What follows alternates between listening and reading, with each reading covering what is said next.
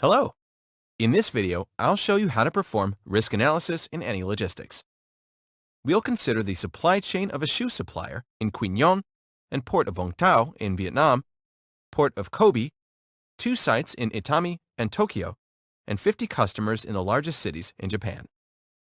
Let's check out the scenario data, which includes customers, ports and distribution centers, shoe supplier, information about the product, periodic weekly demand for each customer. The demand is proportional to the population of the cities. Ordered products are expected to be received by the customer within 2 days. The not allowed backorder policy means that if the required number of products is not available for shipping, the order will be canceled. Inventory replenishment for ports is regulated by Order on Demand inventory policy. This means that ports don't keep products in stock.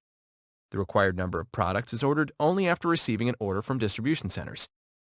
As for the DCs, their inventory replenishment is regulated by min-max inventory policy with safety stock.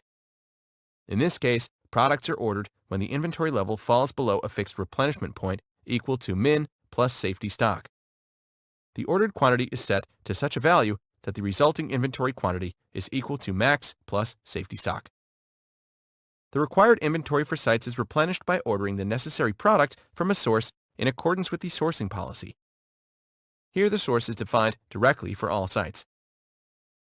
Vehicle types. Paths connect location points within the supply chain by the specific vehicle type. Facility expenses. Events. This table is used to define events that will affect the data of the scenario during runtime. What will happen if the rainy season starts in Vietnam, demand changes, or production suspends? If you want to stress test the supply chain in emergency situations, you can assess particular what-if scenarios with the risk analysis experiment. Let's run the experiment and analyze the results.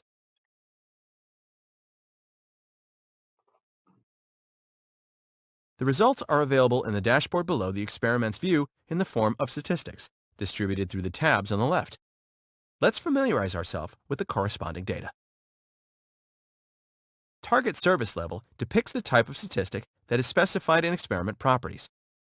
History by replication shows all results, and best, mean, worst filters the required statistics data to present only the best, mean, and worst values of target service level. The Events and Recovery tab shows detailed statistics on the events that took place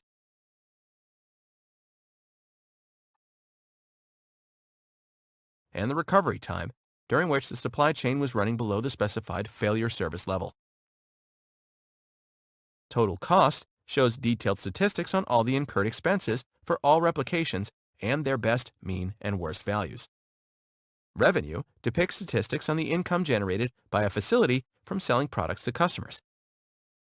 Profit, which is calculated as revenue received minus total cost, total quantity of product items received by the customer, number of products contained in the lost orders, product quantity contained in the orders that a customer dropped, the quantity of product items that were delivered and failed to arrive within the specified expected lead time.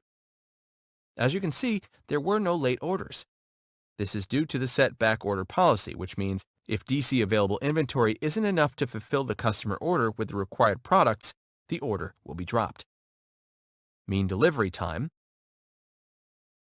max delivery time. Bullwhip effect by product shows statistics on the supply chain inefficiencies, where orders sent to the manufacturer and supplier create larger variance than the sales to the end customer. Supply chain operations are tightly connected with risks and uncertainties, which must be considered for proper strategic supply chain design and planning. This complicates the planning process and sets high standards for the agility and robustness of the supply chain. The risks must be identified to properly design a delivery network, define policies, and plan actions in case of an emergency. Anylogistix allows users to replicate a supply chain network and simulate its operations, making allowances for the uncertainties and stochastics of the real world. Thank you for watching this video.